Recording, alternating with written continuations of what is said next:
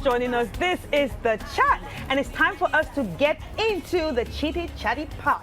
But before we do that, I would like to remind you that the second edition of the EAA Awards is here, and you can decide who stands a chance of claiming an award in any of the entertainment categories. All you need to do is to nominate your favorite entertainment personality by visiting our website on www.entertainmentachievements.com and book them a spot on the nomination list. Now it's time for us to get into the talking, and joining us is Elam Bini, who is a publicist and a blogger, and also we still have Edem here and Emmanuel Sapon, aka Olele, here. We need him in the Black Stars pool. Right. I saw him on the pitch yesterday trying to separate. Oh.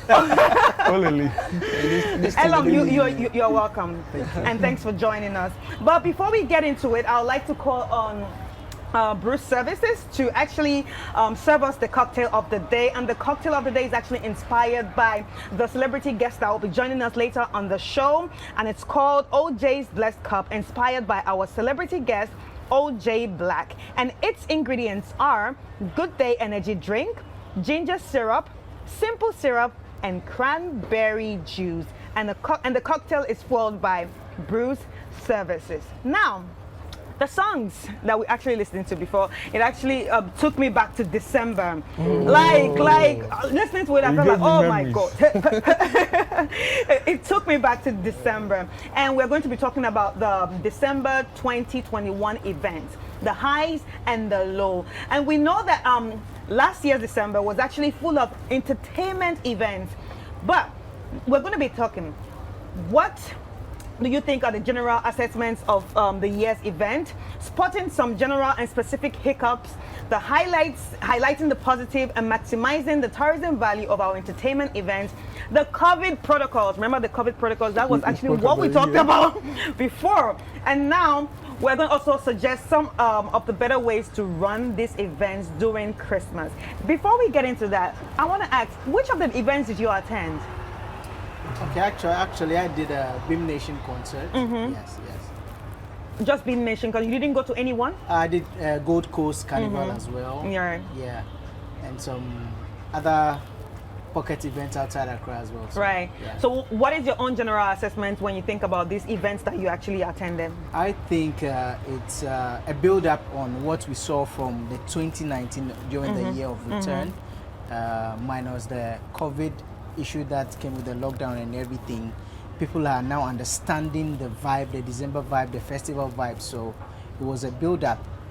Only thing that I think was, or maybe a takeout, was people were still skeptic how some of these events would pan out. So the audience, though it was some recorded very good numbers, if there was no COVID, you would agree with me that the numbers would have doubled or overflown some places. But because of the COVID, people didn't want to risk it, so some would rather stay at home and watch from their screens or stream online. All right, so talking about the COVID, do you think it's just because of COVID or because of some of what some people must have heard about the COVID protocols of not having the vaccination card, you would not enter any event? Do you think that was part of it? I think it was a combination of both as well. So even people wanted to attend events because they were not vaccinated. They felt, all right, if I come over, they might turn me down. And I had one of the cases where one of our big names, let me withhold the name, was actually turned away from one of the events. I felt so bad. Yes. Wow. Yes.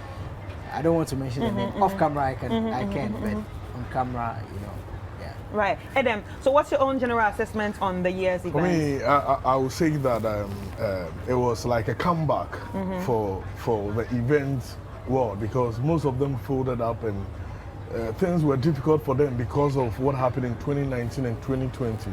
So going into, 2021 December, and we were not locked down, there were no restrictions, it served as, an opportunity for them to make some starts from where we went to.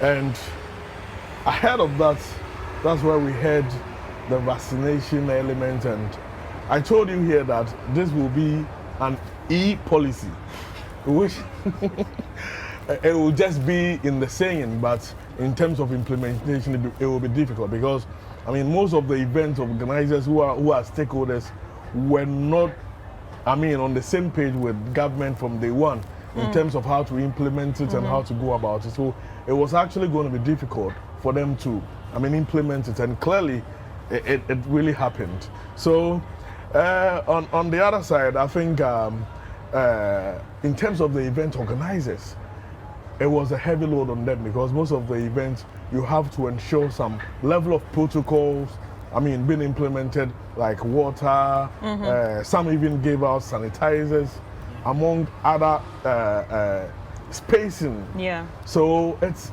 like someone like George Quay, when he tells you how much he spent in terms of ensuring COVID protocols were put in place at the Samini experience, you marvel. How much is he going to make? And he had to, I mean, inject all of this into ensuring COVID protocols, I mean, are put in place. So in some extent, I would say that it was like unveiling the veil from the event, I mean, world, but it was a little difficult for them. So going forward, getting into December, that peak of the events, I got a little scared when I saw that statement coming from the Ministry of Health. Yeah. Because it's like there was a certain spike. The numbers keep going. Omicron. Was increasing, and according to them, about like 60% of the daily cases were coming from the airport. And I mean, 75% of them as a result of unvaccinated cases. So if we are building on the beyond the year of return, we are building on it with the beyond the return, which is mostly for those in the diaspora. And the cases are coming from the airports. I mean, it was a little scary. Are they going to lock up the airports? I mean, what is going to happen? The diasporans will be going for events. It means most of them have this virus. What's going to happen? It was a little skeptical. And at a point, like, everybody was coughing. Everybody was sick. Charlie, it was like, Charlie, COVID at you, yeah. I mean, but even regardless of that, I mean, the party went on and people really partied hard, which I think it is good for the year. And I was scared that, hey, Charlie, the way everybody is coughing, right after the thing, we go feel goes lockdown. A lot of people and thought January lockdown there, Charlie, like it will be disastrous. Yeah. Because January is in two parts. So, right. I mean, we all had a good time in December, went for events, had a good time, and let's continue from there. Right. So, Olale, Yes. Which of the events did you attend? Okay, so let's say when the events calendar started, I wasn't well, so I couldn't make it to some of the early events. But the latter part of the calendar, I was able to make it to Afrochella and then that of R2Bs and Friends. Right. And I also went for some, boutique concerts, that were held because I wanted to have An a feel of experience. both, experiences. So, yeah, those were the events I went for. Right. So, did you notice any specific or would you say general hiccups in any of them? Oh, the hiccups, definitely. And I actually tweeted about it. I think Wow.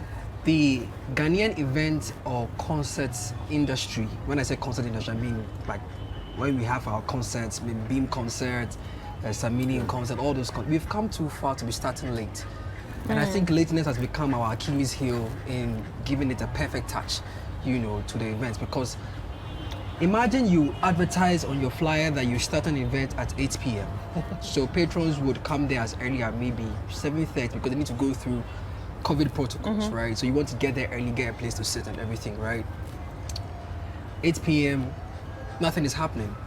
If you are lucky, you are most likely going to see sound check going on. If you are not, you're actually going to see people doing final touches to the setup. Our team went to Jackie's concert. They got there as early as 8:30. Wow. Something that was advertised to start at 7. When they got there, a cabana was now being fixed. Oh. And it later started around 10 or 11. Promised Land equally had the same, situation where, and I think it looks bad on us, because patrons want to come, have fun, and go back home. True. But you start the events very late, and you are going into the 3 o'clock, 4 a.m., and they are tired. Now you can't get the energy you are looking for, So an artist will, and sometimes they reserve the best for the last. So the best artist comes on stage, and he's looking for The best, chair. and they are Yeah. tired. you know, they are tired, whether they are tired of sitting down or they are tired of DJs going through. And I'm speaking from Afrochella, right? Beautiful concert, beautiful events and everything. But before even Wizkid and Stonebwoy came, the fans were tired. No. They were. Me, I went home. I went to enjoy the. Yes, I went home I saw a because few tweets on yeah, that. I went home because people came there to see Wizkid because they couldn't see Wizkid at King Promise's concert, right? So they came there to see Wizkid. They came there to see Stonebwoy. I'm a big Nation fan. You get me? Stonebwoy didn't come on to 2 a.m. and I left. Wow. You get me? I had to go and watch the rest on the stream. Yeah, and I got there as early as 5 something. So I'm standing on my feet for hours. Yeah. Look, there were people who were even sleeping. I actually put the video up on, so someone was literally chopped it and he was sleeping because Itaya. Far gone. You get me? I think we've come too far to be starting late with our. I mean, if you are going to advertise your event at 8 p.m., latest 9 p.m. you should take off, Right. considering technical challenges and everything, right? But you don't let patrons come. You are not doing sound check. You're not. No, they didn't come to see that. True. So- Adam, Can I play some the devil's advocates briefly? You see, sometimes some of the event organizers actually try to work with the time, Right. but yes. the people who actually supply them equipment, the PA systems, some have multiple events booked. at so the same time? by the time they get to your event, time had elapsed, and they wouldn't tell you, okay, Olele, I have other events booked. Because they will want the secure, money. yes, they want the money, so they will secure your event as well. And you keep waiting for them. The time they come and set up and everything, time had already run into so many hours Yeah. or minutes into your event. Yeah. So on that side too, I think we can't give all the blame to the event organizers. Some of their equipment suppliers too can also be blamed for that, and for the artists as well. Chalebi Coco season, a lot of them have taken multiple events. I know artists who play about 4 or 5 shows in one night. Yes. And they are the biggest artists on your radar, so Right. you can't do anything. They will still come through, but they will come at a very odd hour for your show, but they will still play. So even though I don't know what happened at Afrochella, but I want to assume that it could be one of those reasons. Yeah. But what do you think can be done to change it, to improve it? Because I remember there was this concert in Nigeria, Dari at Alade. That's he's an R&B singer. yeah. He was the first person that has done that actually said, my concert is starting at 7. 7 people were not there. It has started. People were saying, oh my God, it has started. We bought tickets. Yes, yes. So like he didn't care. I think Charterhouse. So do you think that can happen here? Yes, I think Charterhouse, they've done that in the past 2 or 3 years. The year in which year 1 artist of the year. Right. There were a few people, they didn't care. They went started. live, they started the show. EL and the other artists came to perform. And by the time people got to the venue, the event had done. closed. I think around 12 a.m. the show And I was think, done. You know, So- one of the reasons some of these happen, Yes. like Shatter, is when they normally have a TV production. That one was, I think, when they started with DSTV or so. Yes, Yes. yes. So Yeah. it's like they have given you a time. Yes. If you don't meet the time, you are That's- done. yes, and that's your peak time, That's so- what pushes them to. I mean, start. And on I And time. also, I think the ticketing.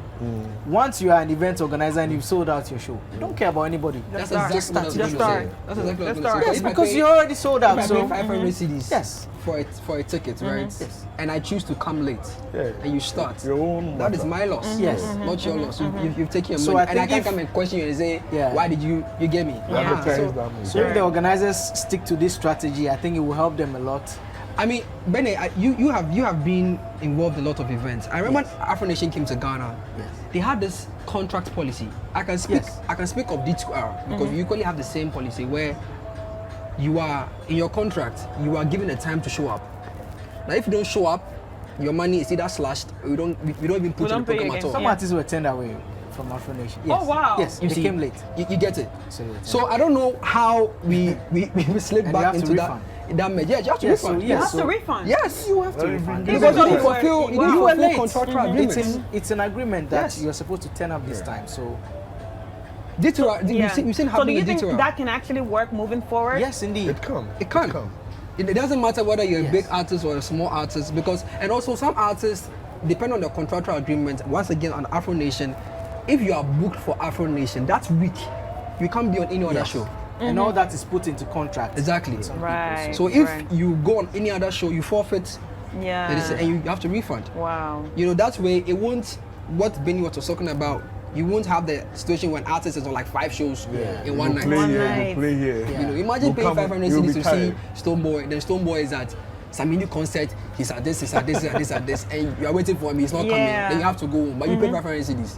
It's not nice, it's not cool. Right. So now we see the attention that all these concerts are given, concerts and festivals are given, is given Ghana Right. now. How do we maximize this, or how does Ghana maximize this when it comes to tourism? Okay, so in 2019 we had a year of return, Yeah. and we saw the numbers, we saw how Ghana was sold to the world. I think if anything at all, we can always go back to it and see it as a blueprint to maximize the potential.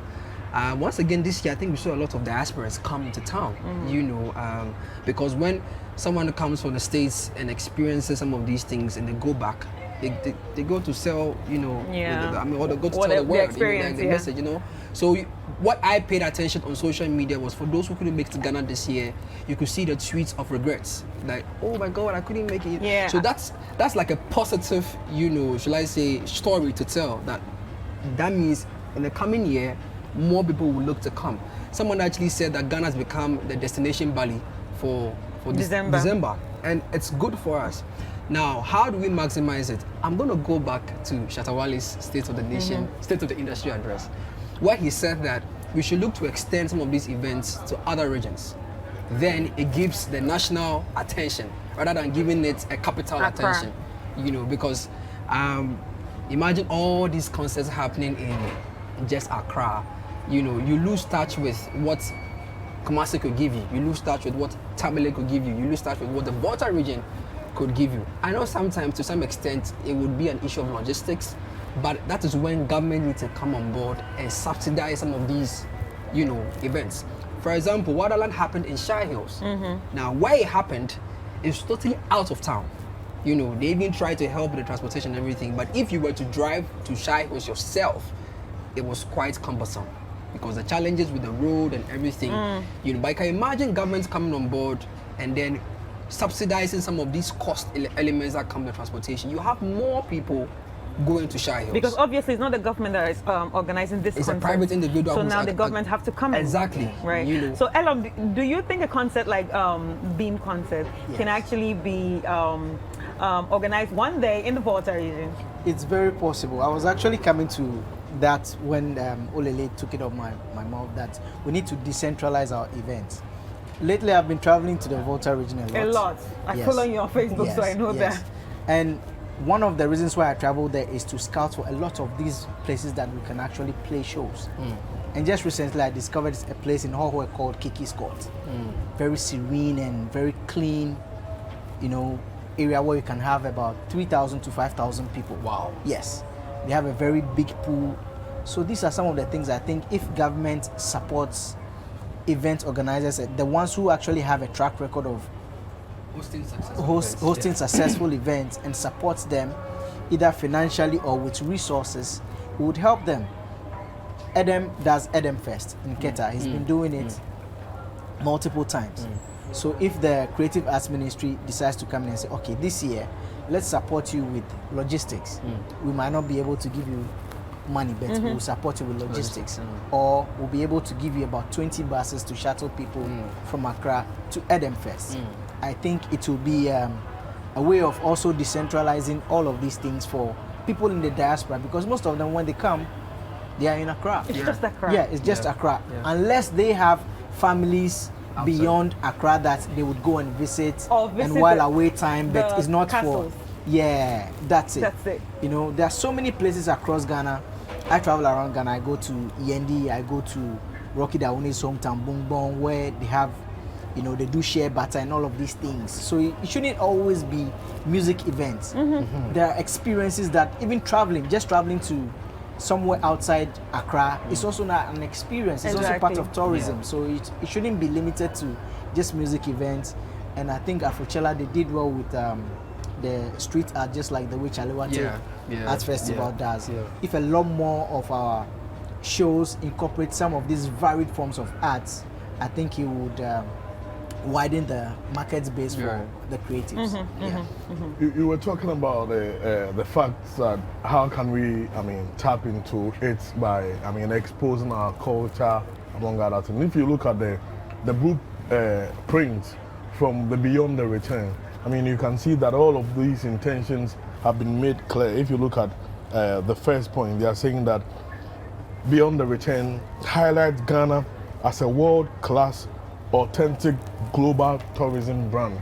I mean, so as part of this, they want to travel out, market Ghana. It is the reason the Minister of Tourism, Awal, went to United States of America trying to set up a Beyond the Return office in the US. I mean, to make Ghana be seen as a Africa tourism brand, and also showcase Ghana's investment potential to the African diaspora. So, I mean, it's also part of the ways they want to tap into some of the events. There's a reason they have created the office of the diaspora at the presidency, where there is somebody in charge and trying to connect to those who have businesses, among others, so that bureaucracy, which would have to come in when they want to set up businesses, I mean, will be killed.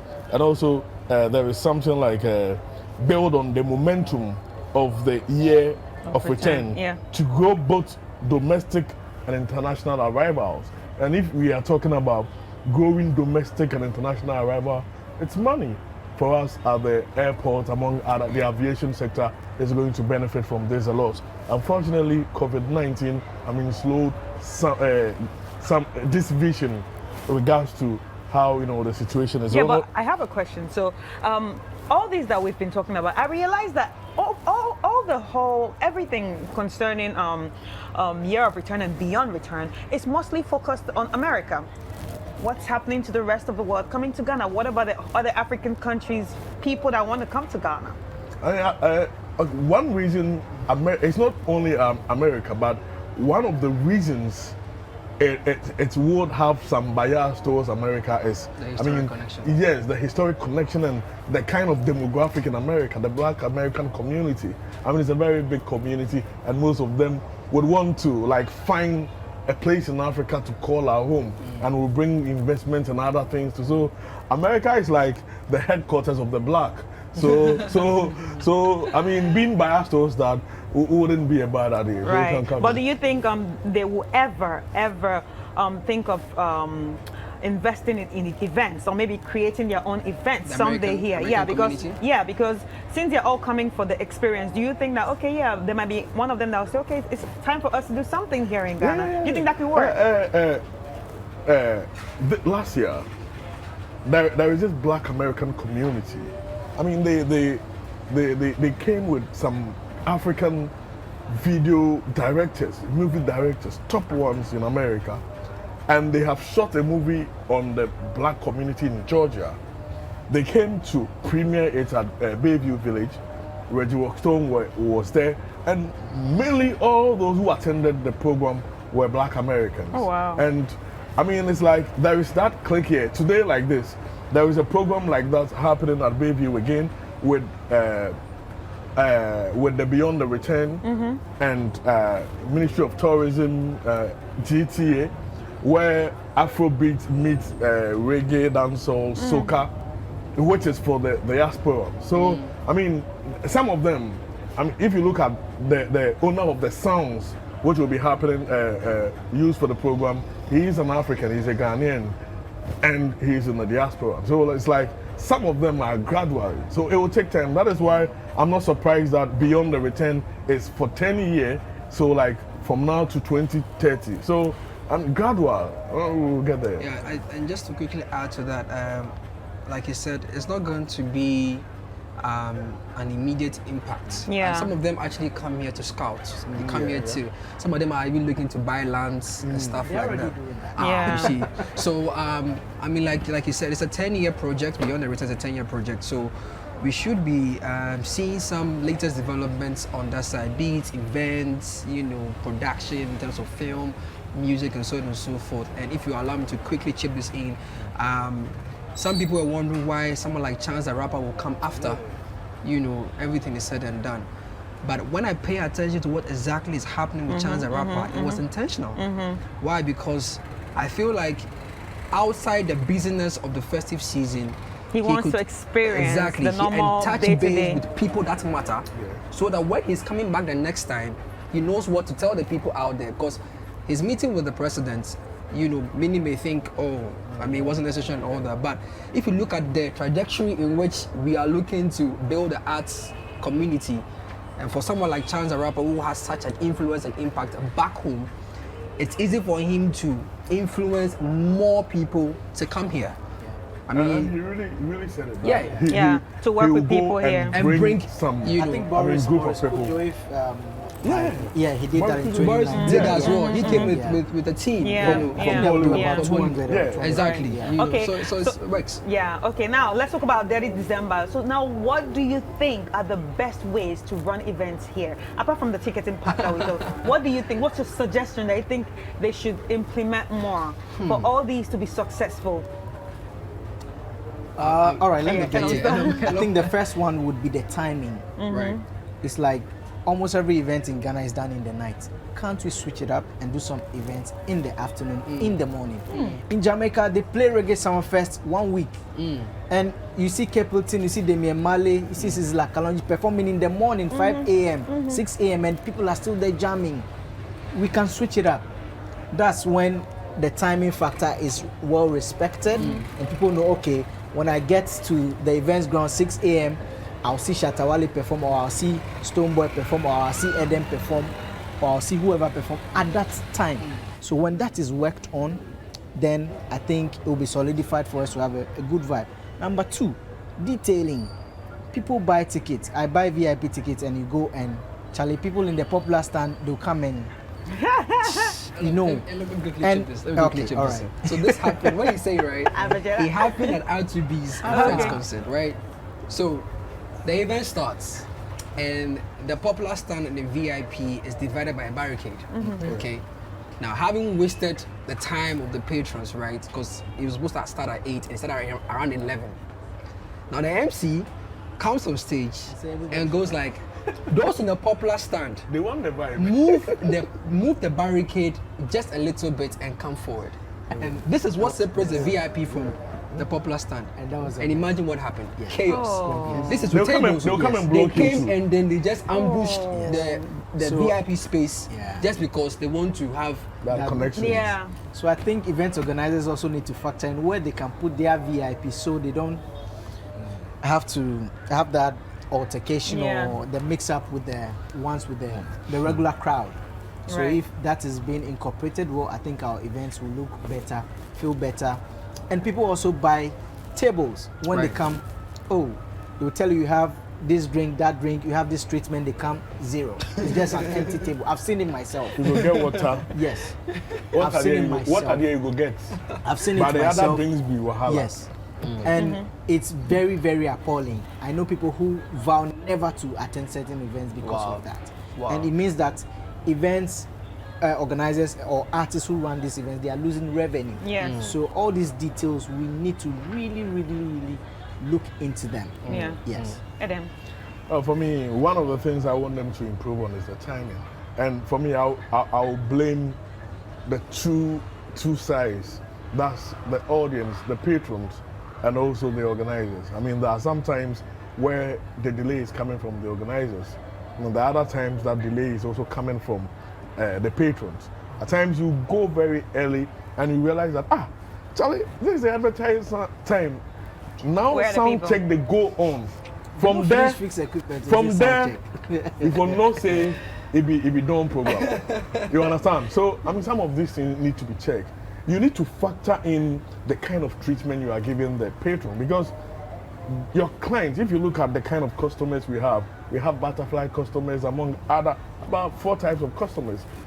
You need to ensure that you put them in a category where they will stick to an event, so that the next day you don't need to push in more money for promo. But if they continue this way, thank God, we are in the media. They'll come and do more promo.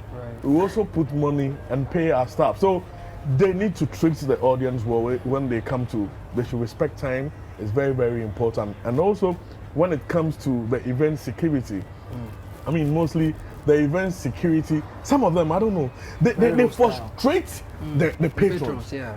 It's like you are coming to fight with them, like there is a war. I remember one of these events. I was going in with an artist, and this security man comes and is telling us that we should go and park somewhere and walk to the place. And Bayu, what's up? Chairman, this is the artist. Oh, cool program. And we've been asked to come in. I mean, that synergy is not there. Organizer has asked to come in. Can I cut in briefly with you? With that, you've attended my event. Yeah. Have you struggled with any of my events? No. Yes, there's a strategy. Normally, when you put your security there, they are doing their work. But make sure you put somebody that knows faces Yes. Yes. around. And communication. Yes. So when there's a mess like that, the person always comes in. So, Adam, I think you can continue. Yeah, so I mean, they need to look at that because at times the frustrations patron and even artists go through before they get backstage. I mean, it's too much. It will take that love from the person when they come on stage. And also the last one will go to the artist. I mean, 2020, Saturday and UHI, they should give us more show on stage. I mean, we are used to give it. And yes, like all the bit me born them now. I was going to say that. But Charlie, but these people come and it's just a normal vibe. They don't. They think that this I do 10 years, 5 years. No rehearsal. No, I mean they need to put in more shows in their performance. Yeah, 2020. When you say Shouts to episode. He always gives you a different vibe on True. stage. So I think finally, they've hammered on the most important things. For me, I want to talk about the experience. When people pay for an event or a concert, they're not coming to hear an MP3 record. They want to experience you as an artist and go back home talking about it over and over again. All right. And we've seen that with Samini Experience, we've seen that with Beam Nation, because, you know, everything is intentional. Everything is Sarkodie Shopaholic. Everything is intentional. Afrochella, Ira Star, and then I hate to put this out there, but the Nigerian artists, as at 12 a.m. the night before, they were rehearsing on the stage. So they knew where to stand, where to go, how, like they knew everything. 12 a.m. when they had to come back the following day, but Wizkid was rehearsing at 12 a.m. Ira Star came to rehearse. And yeah, I mean, because they've paid money. They've received money, they need to put up a big show, okay? We want to be like the Wizkids and the Burna Boys and stuff like that, but we're not learning their ethics. You know, when Burna Boy had his concert in France and the UK, we saw videos of him rehearsing, and if you look at the rehearsal, it's as if he's having a whole concert. Ghanaian artists need to put in the work. Don't come and stand there and put the mic to us and say, what's it there? Sing along. It's not going to happen. Like, if you want to sing along, you could just record it. You get me? And also, importantly, you need to work closely with your sound engineers. You know, if you put people in certain areas, whether VIP, cabanas, whatsoever, let them enjoy the sound. Yeah. You know, make sure that I think because people have come, they don't really care whether, because the monitors are working and maybe the front rows can enjoy the sound, they forget those who are at the back. But the truth is, those who are at the back are the ones who are going to give you the energy you're looking for. The VIPs, they just come to chill. Yeah. You know, whether you play good sound or not, so once they get some good Moe and some Hennessy, they are good to go. You get me? So work with the sound engineers, make sure that everything is on point, and also the lighting. Lighting is very, very important.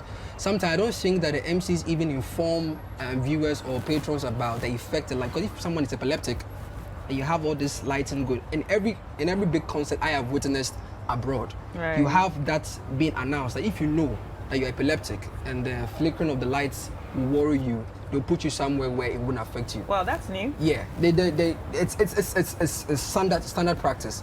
But most of our shows, right, whether epileptic or not, and I say the boom say wow. All right. So we've heard it from you guys, and I'm sure there should be at least one organizer watching this, and I'm sure that person should be taking notes. But if not, you should tell an organizer to tell an organizer to tell the next organizer what these guys actually say here. I want to say thank you for this. It has been very insightful. And let me reintroduce you to the public. Elambini, who is a publicist and a blogger. Thank you for coming. Edem, who's a journalist, thank you. You've always been here. You're a guy. And then Olele Emmanuel Sapong, host of City Countdown. Thank you so much. Talking about the diasporans, I would like to say Brago, welcome to Ghana. I mean, she came from France. She's also an artist. she came to enjoy the Christmas vibe. She's still in town. Right. So welcome, Brago. Thank welcome. you. All right. So that's it, guys.